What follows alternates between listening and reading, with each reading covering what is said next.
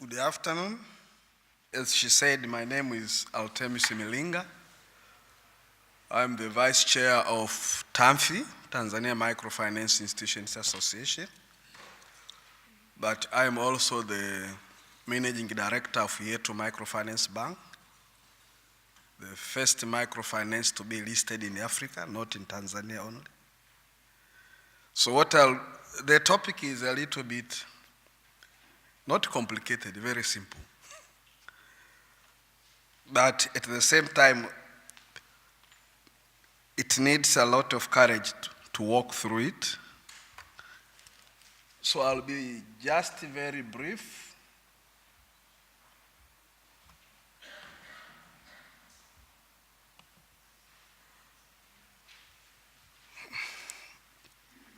Sometimes when you see this word, you might think there was a mistake.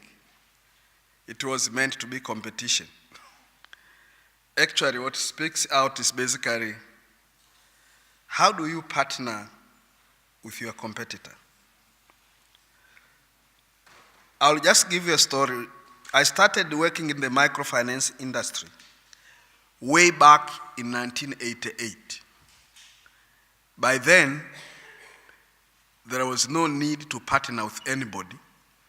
You have your money for lending, straight you go to the customers, you lend.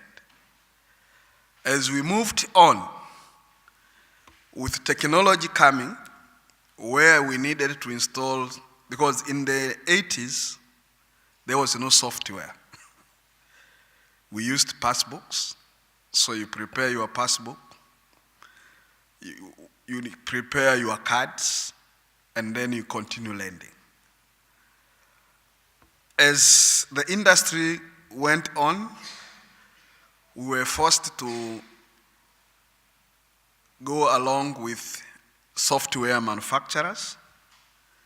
So then we had to enter into partnership with those people. So you have to disclose your information. So it was very comfortable until 2012. Then when M&Os started getting interest in the money market. That's the money transfers. So that's where challenges started coming, because you have to work with them at the same time. They might take what you are doing as competitors. So I'll just start with the lesson from the African proverb and logic. If you want to go fast, go on your own. If you want to go too far, go together. In this world where technology is coming very fast, where financial services are going along with technology, the question of partnership cannot be avoided. But the only challenge comes when you have to partner with somebody who also is either interested in the same business or is doing the same business. For example, at YETU Microfinance Bank, we have a digital loan. In order to deliver the products, we have to partner with M-Pesa, Tigo, Airtel Money, while at the same time, the same companies have also digital savings and digital loans. So that's the dilemma, which says you need really you have no choice but to partner with your competitor. But what are the challenges? And that's what I'll be walking through. I also wanted to remind ourselves that financial institutions also do partner. As microfinance institutions, we sometimes partner with commercial banks because we need additional cash, but we are all doing the same business. And sometimes they steal our customers. As the customers need more loans, they will always take them, and then you start grooming new ones again. So these are some of the challenges. But you don't take it as symbiotic. It's more symbiotic than competitive. So we don't combat, we don't fight. So that's how the business is moving. So I would like to maybe focus on two areas only. One, when it comes to partnership between financial institutions and FinTech, I think my colleague discussed on the FinTech part of it. So there are various ways how FinTech or financial institutions can gain. FinTech get to scale their technology, so they need us as microfinance institutions. They need us as financial institutions to scale up. But at the same time, they need to get access to capital because they have the knowledge, not the capital. Financial institutions gain assistance in the efforts to improve product offering. It's like we are offering a digital loan. We need a FinTech company to work with. We are, for instance, currently we have introduced digital agricultural loan. We need a FinTech company to work with them. It's like our clients, I'll give you a situation that I will not mention the M&O. At one instance, when we were disbursing the loans, and through one of the M&O had a loan with those same customers. So and they were defaulters. So they benefited by taking the loan, their repayment from what we have disbursed. So what happened, the customer said, no, please, I have Tigo, M-Pesa, Airtel Money, don't use this one. From this end, I have a loan. So if you pass through this one, they will take my money. I don't want to repay that particular loan. So what I'm trying to say is that there is a collaboration between competitors, and there are challenges like this.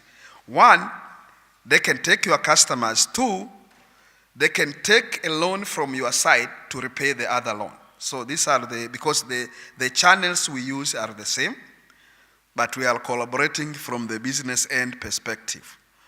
All these are goals relevant to low income. If you want to reach out to low income people, the best way to reach out is through collaboration. You have to collaborate with your competitors, be it a FinTech, be it a commercial bank.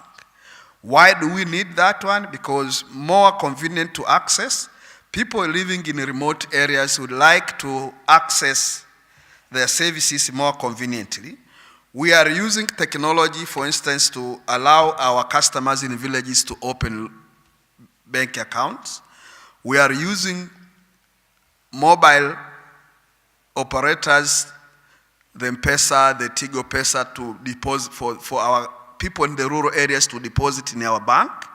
So the convenience is making them deposit. If we don't collaborate with the M&Os, we'll miss that particular opportunity. But at the same time, when we collaborate with them, we get a challenge of whether they will be able to take. Okay. She has told me 25 days remaining.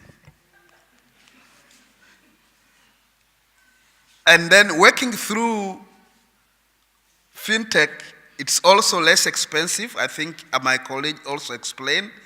That means expensive on both sides.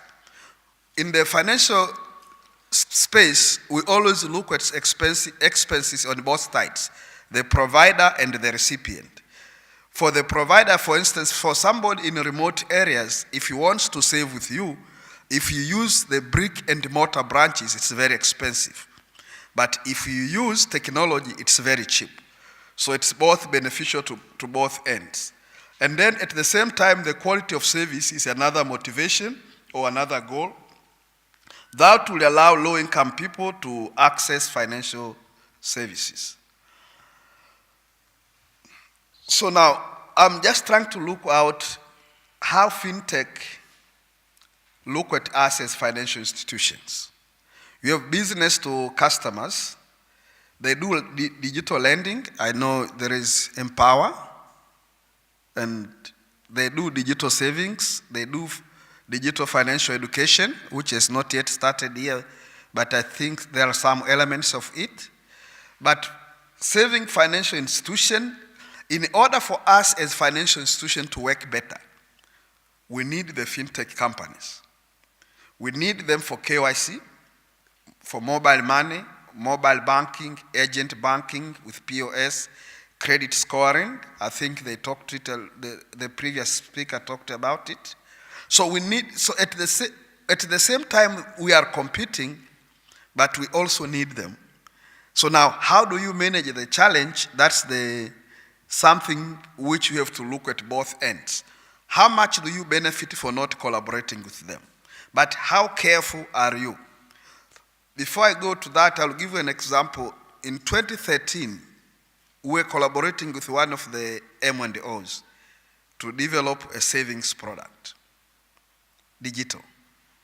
We disclosed all our information, so what we intend to do. At the end of the day, the employee who was our contact person in that particular fintech company joined another fintech company. So he went with the same idea.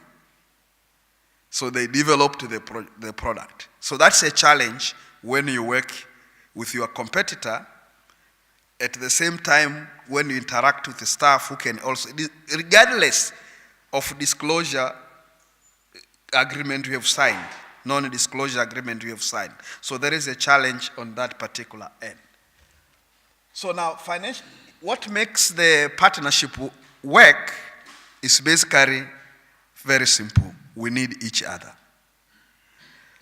We are forced to work together. We have some shared elements, which I will not go through them. You can go through if for those who will be getting the soft copy. But we have shared elements, which I will just briefly talk about. So, for instance, we know technology companies are very good in data analytics. It's like the mobile phone, they have a lot of data. If we use that data to assess our customers, we'll get less non-performing loans. Because the same customers who are changing their phone numbers every day, the same customers who are defaulting are the same customers microfinance institutions are working with them. Let me just focus on the challenges, MFI and FinTech relationship. The first one is trust. How do we build the trust? Normally when you start up a relationship, you will be very kind in terms of providing the information. So there are two problems on the trust side. You can trust the institution, but it's hard to trust the employees who switch employers every day. So the element of trust is very crucial. It's a challenge. The challenge also comes, you develop a product and then the fintech decides to take the product on its own. So which means you always develop mistrust, and then also it relates to reliability. How reliable are the partners? Do you know when they are about to close business?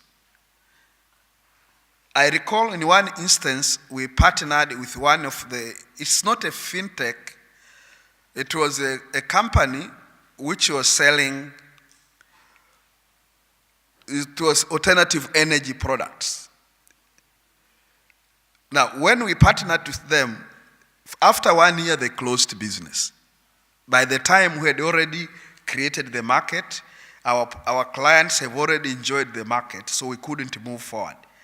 And the agreement was already signed, but the company changed the direction, which is not. So when it comes to reliability, that's a big challenge because nobody discloses core business strategies.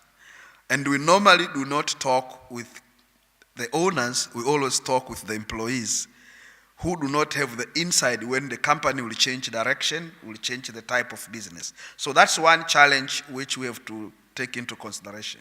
The other challenge is regulation. As we are all aware, effective this year, for many years, microfinance industry was not regulated in the real sense. We are only 5 regulated microfinance banks, but the rest were not regulated. So come 2019, based on the microfinance law which was passed recently, we are all going to be regulated. Now, are the regulations compatible with the fintech companies you want to work with? So that's one of the biggest challenge. For them, they will move very fast because they can bypass the regulations. The regulations are not that stringent. In the financial sector, regulations are stringent, the follow-up is very strict, and there are fines. The fines, it's like if you violate one of the BOT regulation on the KYC, the daily fine is 1 million. I am not sure about for the M&Os and other fintech companies. M&Os, maybe the fines are high now, but for the others, the fines are not known. Then the other issue is the real cost not known. You know, if you meet a guy working on fintech and you are simply a marketing manager of a microfinance institution, you might not have the knowledge in terms of the business.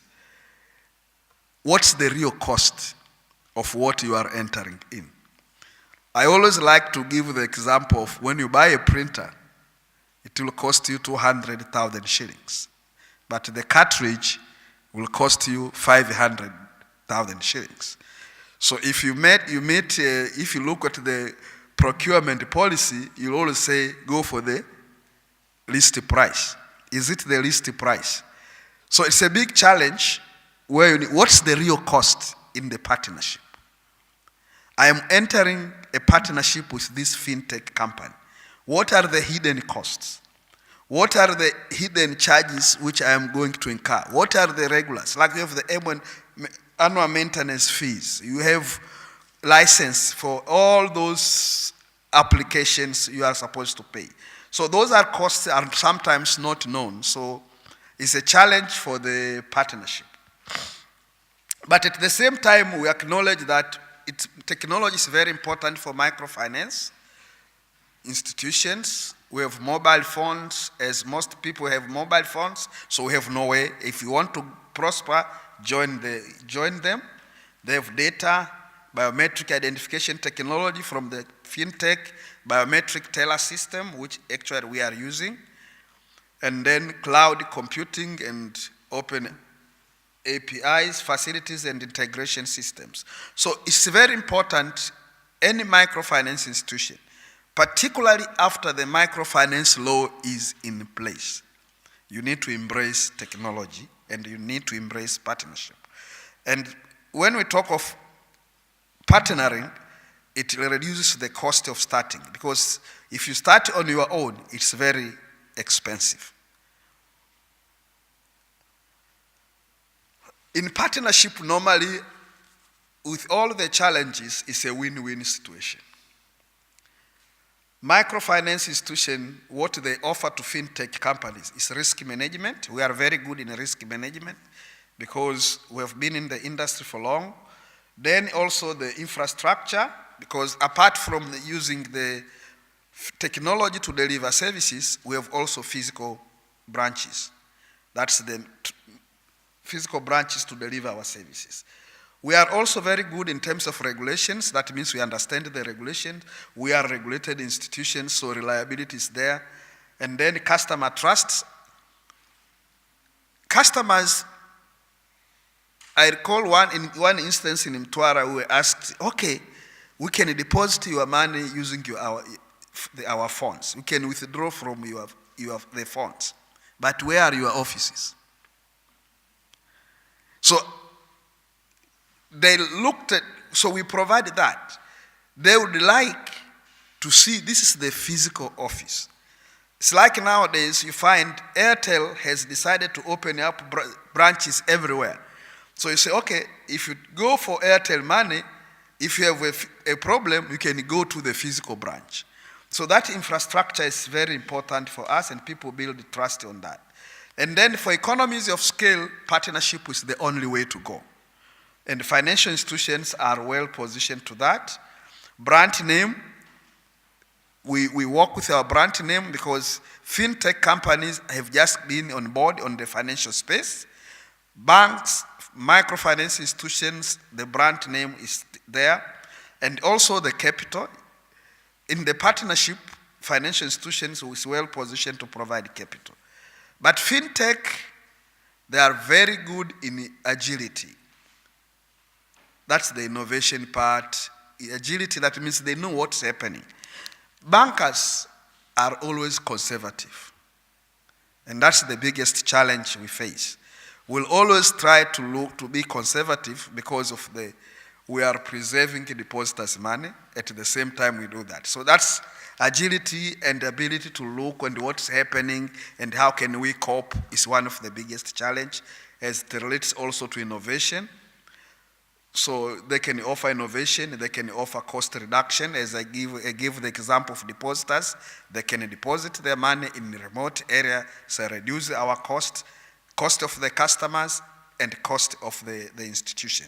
In other words, fintech companies are customer-centric. They do what customers really want to do. New products, it's like now currently we have been able to introduce digital loans. In the absence of fintech companies would not be able to introduce. And then the other aspect is the data handling. How many minutes? 2, 10, 20. Eh? 10 minutes. Oh, good. I wanted to now talk about the challenges also we face in those particular in the partnership. Sometimes we are forced to work with commercial banks as microfinance institutions. And one thing for many years, commercial banks did not trust microfinance institutions. So the commercial banks, we have to partner with them, though they look down to microfinance institution. And I recall one instance. Before we were being regulated, I visited one of the commercial banks asking for a loan for on lending. The commercial bank said, do your customers pay loans? What's your NPL? At the same time, I knew the NPL was 28%. Our NPL was 2%. So regardless of you say your NPL is low, still does not trust you. So that's a challenge, and it's in the mind that microfinance institutions are not doing the best. So it's a big challenge. But they have the financial power because they are able to mobilize deposits because of the infrastructure in place. They have investment in technology. Sometimes you share with them with the ATMs and all this. Level of trust among customers is high. People say, okay, are you working with a bank? If you partner with a bank, some customers feel very comfortable. Find delivery of financial services to low and to low end market to be very expensive. So that's how they look at it. How do you lend 100,000 shillings? How do you lend 500,000 shillings? Have little knowledge on how to save the unbanked. That's the commercial bank part of it. So in that sense, for us, it provides an opportunity to collaborate with them. Let us work with the low-end market. They work up with so that we can have a loan.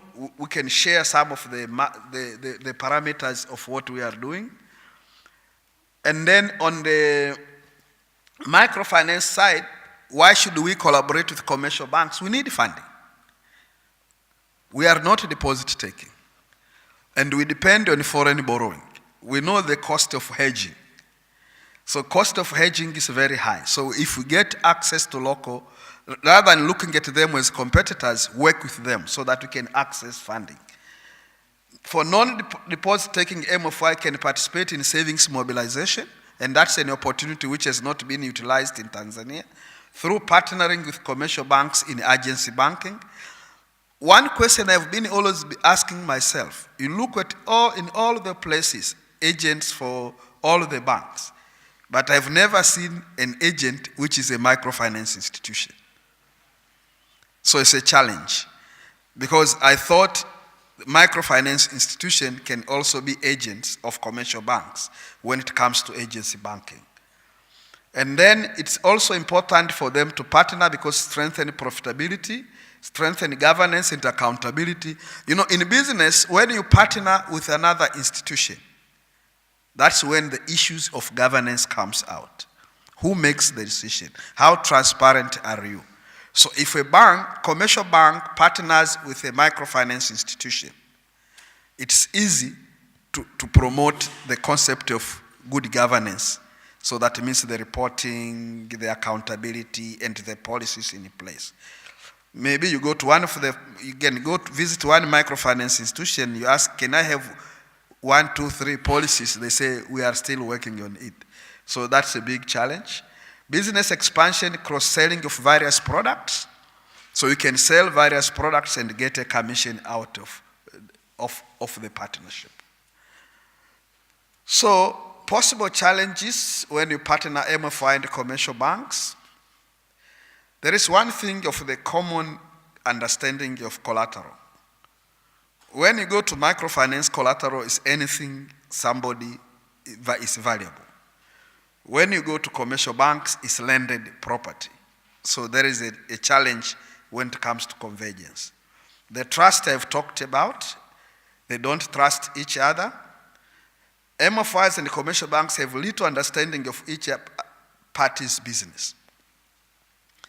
I have interacted with commercial banks. I have interacted with microfinance institutions. These people, they don't know each other's business. And that's why they will ask you a question, do they repay the loans? Is unsecured loans being repaid? And then I normally say, we forget about the 5 C's. We concentrate on 1 C, which is collateral. In microfinance, the interactive banking part, the trust is the central for the lending. Collateral is a fallback position. The other aspect is the fear to lose business, as I said. If I partner with a commercial bank, they might themselves introduce a microfinance wing. We all know CRDB introduced CRDB microfinance. Initially, they were partnering with other MFIs. So there is that fear. And it's like currently with the challenge of NPL, most likely some of the banks are going down to the lower end market. So which provides a threat for partnership between MFIs and commercial banks. And then the banking regulations. Microfinance institutions until recently were not regulated. Only 5 were regulated. So now we are coming to a new era with the microfinance law. All non-deposit taking will be regulated. So that challenge will at least be minimized. But currently, the challenge is the regulations, how you can work with a unregulated institution. So what are the takeaways? 1, microfinance institutions should continue to, and MFI must meet. So MFIs have their own standards. We have standards which we have experienced over 30 years. Because microfinance in Tanzania actually started in 1988. And we started with the Presidential Trust Fund by then. It's now we have over 1,000 microfinance institutions. So we have been long in the industry. So those who are coming, they have to look at the standards we operate, but we have also to influence them. So in summary, what I was trying to give is that in this world, there is no way you can work alone. You need to partner. You'll partner with your competitor. You need to get prepared. That's the issue on hand. You need to get prepared. How do I partner with my competitor? What are the challenges? How do I get out? So it's like when you buy a software, for instance, a core banking solution. You have a permanent partnership with that particular company. End of the year, they have to participate. They have the basic codes and all this. So, and it's very difficult to migrate to a new vendor because it involves a lot of investments in terms of the physical investments, in terms of migrating data. So it's important to make a proper decision when you want to partner with a competitor, particularly in the FinTech companies. And at the same time, it's very important to know how to work with competitor partners, because there is no choice. You have to work with your competitors as partners in this particular world. Thank you very much, and welcome to YETU Microfinance Bank. We are based in Dar es Salaam with branches in 7 regions in the country. Thank you.